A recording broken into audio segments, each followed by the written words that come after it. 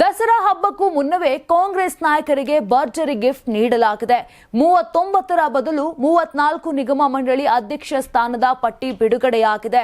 ಹೈಕಮಾಂಡ್ನಿಂದ ಸಹಿಯಾಗಿ ಬಂದ ಪಟ್ಟಿಗೆ ಸಿಎಂ ಸಿದ್ದರಾಮಯ್ಯ ಅವರು ಅಧಿಕೃತ ಅಂಕಿತ ಹಾಕಿದ್ದಾರೆ.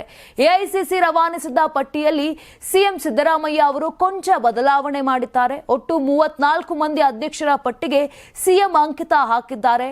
ಎಐಸಿಸಿಯಿಂದ ಬಂದಿದ್ದ 39 ಹೆಸರಿನ ಬದಲಾಗಿ 34 ಹೆಸರಿನ ಪಟ್ಟಿಗೆ ಅಂಕಿತ ಹಾಕಿದ್ದಾರೆ. ಈ ನಡುವೆ ರಾಜಕಾಗಿಯ ಕುರಿತಾಗಿ ಸೃಷ್ಟಿಯಾಗಿದ್ದ ಗೊಂದಲವು ನಿವಾರಣೆಯಾಗಿದೆ. ರಾಜಕಾಗಿ ಬದಲಾಗಿ ಅರುಣ್ ಕುಮಾರ್ ಪಾಟೀಲ್ ಅವರಿಗೆ ಅಧ್ಯಕ್ಷ ಸ್ಥಾನ ನೀಡಲಾಗಿದೆ ಎಂಬ ಗೊಂದಲ ಸೃಷ್ಟಿಯಾಗಿತ್ತು. ಇದೀಗ ವಾಯುವ್ಯ ಕರ್ನಾಟಕ ರಸ್ತೆ ಸಾರಿಗೆ ನಿಗಮ ಅಧ್ಯಕ್ಷ ಸ್ಥಾನದಲ್ಲಿ ರಾಜಕಾಗೆ ಮುಂದುವರೆದಿದ್ದಾರೆ.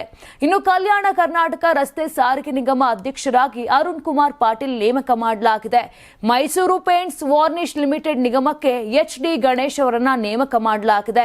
ಬಿಎಂಟಿಸಿ ನಿಗಮಕ್ಕೆ ನಿಕೇತ್ ರಾಜ್ ನೇಮಕ ಮಾಡಲಾಗಿದೆ.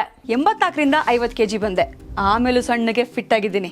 ಅದಕ್ಕೆ ನಾನು ಯೂಸ್ ಮಾಡ್ತಾ ಇರೋದು ಜೀನಿ ಸ್ಲಿಮ್.